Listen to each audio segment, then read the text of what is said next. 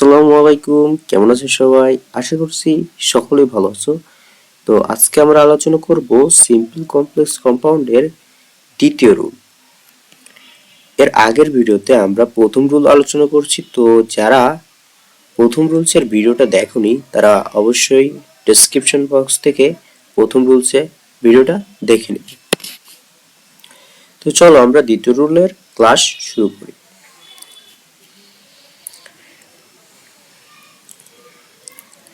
দ্বিতীয় রুলের যে সংক্ষিপ্ত রুলটা সেটা আমাদের কিন্তু এই বক্সের ভিতরে দেওয়া রয়েছে।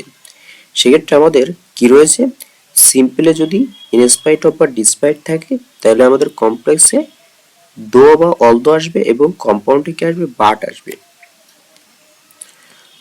এবং যখন এর যে কোনো একটা থাকবে তখন বাকি দুইটা হবে। অর্থাৎ ধরো কম্পাউন্ডে রয়েছে আমাদের বাট, তাইলে সিম্পল করতে বললে তোমাকে কি করতে হবে, সেক্ষেত্রে ইনস্পাইট অফ বা ডিসপাইট আনতে হবে।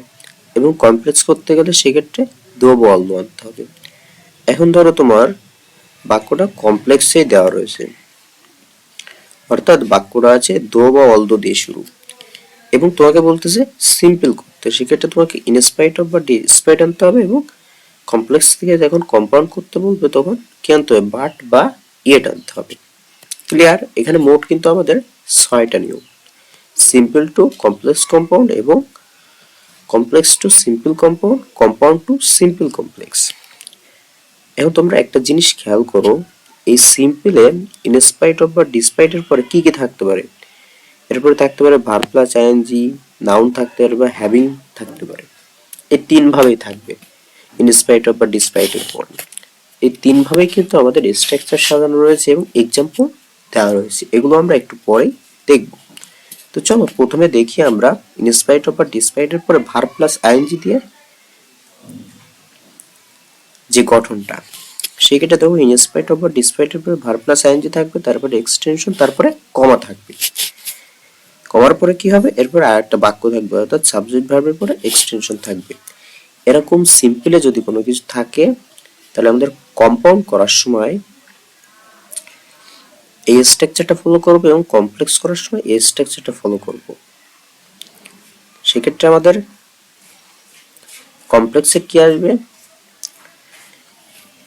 কমপ্লেক্সে দো বা অলদো আসবে, এরপরে সাবজেক্ট ভার্বের এক্সটেনশন, এরপরে কমা বসবে এবং তারপরে আবার সাবজেক্ট ভার্বের পরে এক্সটেনশন। দেখো তোমরা এবার এক্সাম্পলটা খেয়াল করলে কিন্তু তোমাদের বিষয়টা ক্লিয়ার হয়ে যাবে।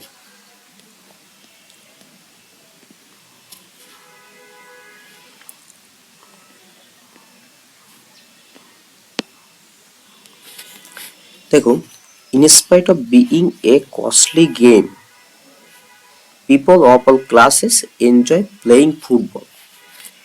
এই যে পরের যে বাক্যটা, অর্থাৎ people of all classes enjoy playing football, এই বাক্যের কিন্তু আমাদের কোনো সেন্স করা লাগবে না, অর্থাৎ দ্বিতীয় বাক্যের কোনো সেন্স করার দরকার হয় না। প্রথম বাক্যে যেখানে আমাদের রুলটা রয়েছে সেইটাই কিন্তু আমাদের মূলত সেন্স করতে হবে। দেখো ইনস্পাইট অফ এর পরে আমাদের বিইং রয়েছে, হ্যাঁ, তার মানে ভার্ব প্লাস আইএনজি রয়েছে। এখন এটাকে যখন কমপ্লেক্স করব তখন কিন্তু আমাদের এই যে প্রথম যে বাক্যটা এটাকে সেন্স করা লাগবে শুরু। সেক্ষেত্রে আমাদের কমপ্লেক্সের গঠনটা কেমন হবে, প্রথমে আসবে দো বা অলদো। দেখো আমাদের আমাদের এখানে কিন্তু দো বা অলদো আইসি। এরপরে কি আসবে, এরপরে আসবে সাবজেক্ট, এরপরে আসবে সাবজেক্ট, তারপরে হচ্ছে আমাদের ভার্ব, তারপরে অতিরিক্ত অংশ। তো তোমরা এই বাক্যে একটু খেয়াল করো যে এই টোটাল বাক্যে আমাদের সাবজেক্ট আছে কিন্তু প্লে, সরি ফুটবল। সেক্ষেত্রে আমাদের এখানে সাবজেক্ট হিসেবে কি ব্যবহার করছি, ফুটবল। এবং এই বাক্যটা আমাদের রয়েছে প্রেজেন্ট টেন্সে, তাই তাই সাবজেক্ট অর্থাৎ ফুটবলের পরে কি হয়, প্রেজেন্ট টেন্স থাকলে ইজ হয়। এখন যে প্লুরাল থাকতো তাহলে কি আর হতো, পাস্ট টেন্স থাকলে ওয়াজ হতো, পাস্ট টেন্সে প্লুরাল বোঝালে ওয়ার হতো। তাহলে দোর পরে আমাদের সাবজেক্ট ফুটবল, তারপরে ভার্ব ইজ। ক্লিয়ার? এখন তোমরা একটা জিনিস খেয়াল করো, তাহলে ইন স্পাইট অফ বিইং এই পর্যন্ত বাক্যটা ছিল আমাদের সিম্পলে, তাহলে ওটা বাদ গেল, এর পরিবর্তে দো, এরপরে সাবজেক্ট ভার্ব আসলো।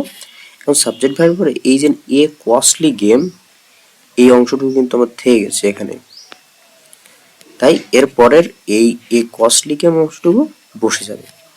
তাই দো football is a costly game এই পর্যন্ত হয়ে গেল।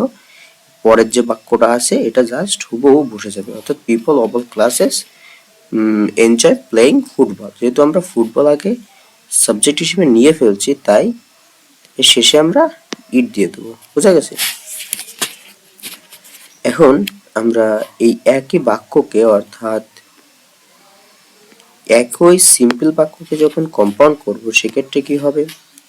এটা তো আমরা জানি যে ইনস্পাইট অফ এর পরে ভার্ব প্লাস আইএনজি তে শুরু হয়েছে। এটা কম্পাউন্ড করতে গেলে কি করতে হবে? আমাদের মোট কথা হচ্ছে বাদ দিয়ে দুই পাশে দুইটা বাক্য বানাতে হবে। তবে দ্বিতীয় বাক্যের কোনো চেঞ্জ হবে না, আমরা বলেই দিচ্ছি। তার মানে আমাদের এই যে প্রথম বাক্য, এই প্রথম বাক্যকে শেষ করতে হবে জাস্ট। সেক্ষেত্রে বাটের আগে কি হবে? বাটের আগে সাবজেক্ট ভার্ব দিয়ে একটা বাক্য, বাটের পরে সাবজেক্ট ভার্ব দিয়ে একটা বাক্য। তো এই জায়গায় এক্সাম্পলে খেয়াল করো, এই বাট রয়েছে এবং এরপরে people of all classes enjoy playing football বা এটা কিন্তু সেমই রয়েছে, শুধু সামনের বাক্যটাকে আমাদের কি করা লাগবে? চেঞ্জ করা লাগবে।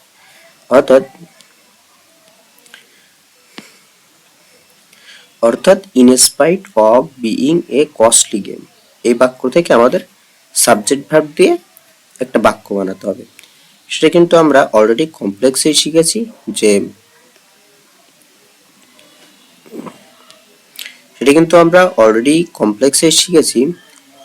এই বাক্যে আমাদের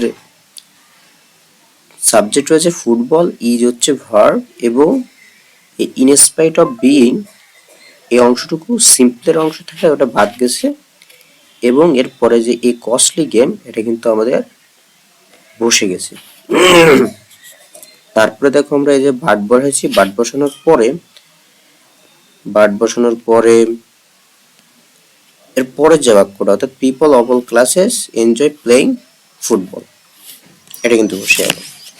এখন তোমাকে যখন বলবে যে কমপ্লেক্সে আছে সিম্পল করো, সেক্ষেত্রে আমাদের এই স্ট্রাকচার ফলো করতে হবে, এবং কমপ্লেক্সে আছে কম্পাউন্ড করবো, সেক্ষেত্রে এই স্ট্রাকচারটা ফলো করতে হবে। এখন তোমাকে যদি বলে ধরো কম্পাউন্ড আছে বাক্যটা, বলতো সিম্পল করো, তাহলে এই স্ট্রাকচার ফলো করতে হবে। কম্পাউন্ড আছে কমপ্লেক্স করো, তাহলে এই স্ট্রাকচার ফলো করতে হবে। অর্থাৎ আমাদের এই যে সংক্ষিপ্ত নিয়ম, এই সংক্ষিপ্ত নিয়মটা মনে রাখলে কিন্তু হয়ে যাচ্ছে। আর এর যে ফুল যে স্ট্রাকচার দেওয়া রয়েছে এটা দু একবার দেখলে এবং দু একটা প্র্যাকটিস করলে কিন্তু এই নিয়মে তোমাদের কোনো অসুবিধাই থাকবে না। তো চলো এবার আমরা ইনস্পাইট অফ বা ডিসপাইট এর পরে নাউন থাকলে স্ট্রাকচারটা কেমন হয় সেটা একটু দেখি।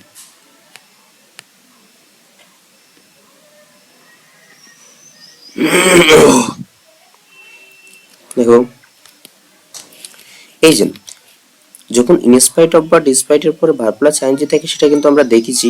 এখন ইনস্পাইট অফ বা ডিসপাইট এর পরে নাউন বা প্রোনাউন থাকবে, এরপরে এক্সট্রা অংশ, তারপর কমার পরে সাবজেক্ট ভার্ব তার একটা বাক্য থাকবে।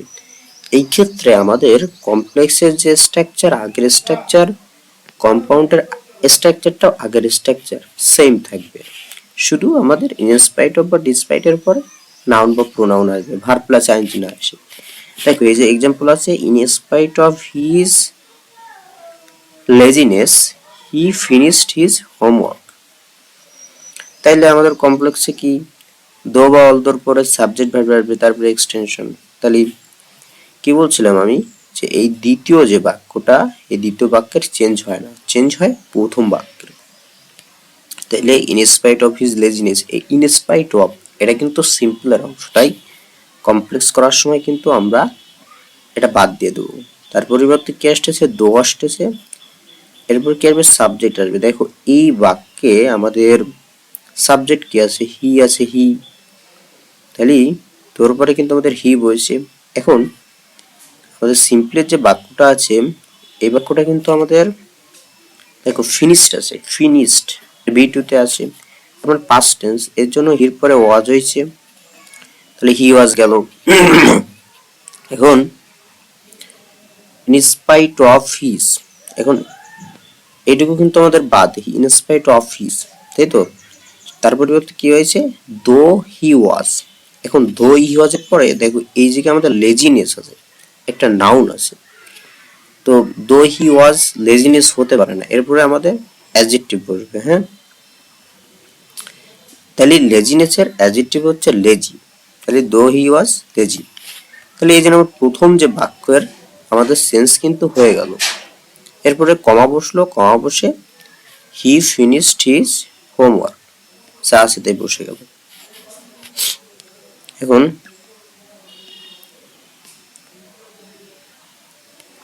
এখন এই সিম্পল থেকে আমরা কম্পাউন্ডে দেখবো। তো কম্পাউন্ডে কি আমাদের মাঝখানে বাট আসবে, দুই পাশে সাবজেক্ট ভার্ব দিয়ে কি বাক্য হবে, তাই তো?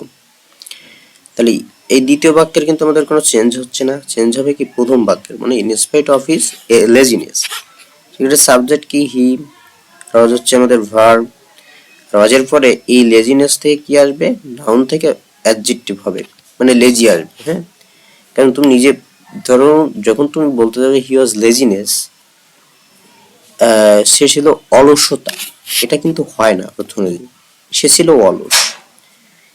এইভাবে দেখলেও কিন্তু এখানে আমাদের লেজি আসবে, অর্থাৎ নাউন ছিল ওখান থেকে অ্যাডজেক্টিভ হবে।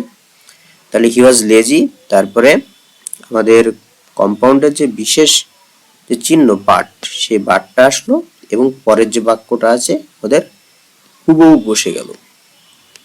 তো বন্ধুরা, আশা করছি এটা বুঝতে পারছো। চলো এবার আমরা ইনস্পাইট অফ বা ডিসপাইট এর পরে হ্যাভিং দিয়ে যেটা থাকবে সেটার একটা এক্সাম্পল দেখি। সেক্ষেত্রে ইনস্পাইট অফ বা ডিসপাইট এর পরে হ্যাভিং এর পরে এক্সটেনশনের পরে কমা, এরপরে সাবজেক্ট ভার্বের পরে এক্সটেনশন, এবং কমপ্লেক্স এবং কম্পাউন্ডের যে স্ট্রাকচারটা এটা আমাদের সেমই থাকবে। এক্সাম্পল খেয়াল করো, in spite of having bad habits Tamim is punctual.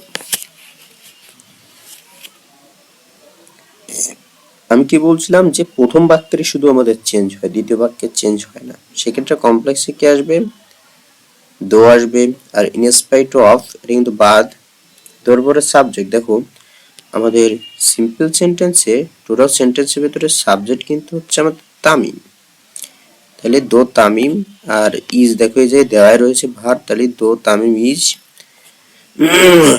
Punctual, তারপরে কমার পরে আবার সাবজেক্ট ভার্ব আসবে। তাহলে দেখো সেক্ষেত্রে সাবজেক্ট আমরা হি, তারপরে হি হ্যাজ, দেখো এই যে হ্যাভিং রয়েছে এর জন্য আমাদের হ্যাজ আসছে। হ্যাঁ, he has bad habits. Compound করতে গেলে তো বাট আসবে, তাই তো? আর টাইম ইজ পাঞ্চুয়াল, এই বাক্যটা কিন্তু অলরেডি সেকেন্ড বাক্য, এটা আসে। আমাদের জাস্ট প্রথম বাক্যের কিন্তু সেন্স করতে হবে, অর্থাৎ যেটা ইনস্পাইট অফ দিয়ে এই জায়গায় আছে, তাই না? অলরেডি আমি কিন্তু এটা এক্সপ্লেন করছি যে ইনস্পাইট অফ থেকে এটা বাদ গেল। সেক্ষেত্রে আমাদের কি আসবে, সাবজেক্ট আসবে। সাবজেক্ট কি, সাবজেক্ট যেহেতু তামিম, তামিম একবার আমাদের দ্বিতীয় বাক্যে রয়েছে, সেক্ষেত্রে আমাদের প্রথম বাক্যে আমরা তামিম দিব না, সেক্ষেত্রে কি আসবে, হি আসবে। তামিমের প্রোনাউন কি, হি, তো সেই হিসেবে আমরা হি দিছি। এখন হ্যাভিং থাকলে আমাদের থার্ড পারসন থাকলে হ্যাজ হবে, হি হ্যাজ ব্যাড হ্যাবিট। ওকে, অর্থাৎ আমি এই জায়গায় যে লেখাটা লিখছি এটা একটু উল্টো করে লিখছি ভালোভাবে সাজানোর স্বার্থে। তবে তুমি যদি দেখো প্রথমে যে he has bad habits but Tamim is punctual, তাহলে কিন্তু হবে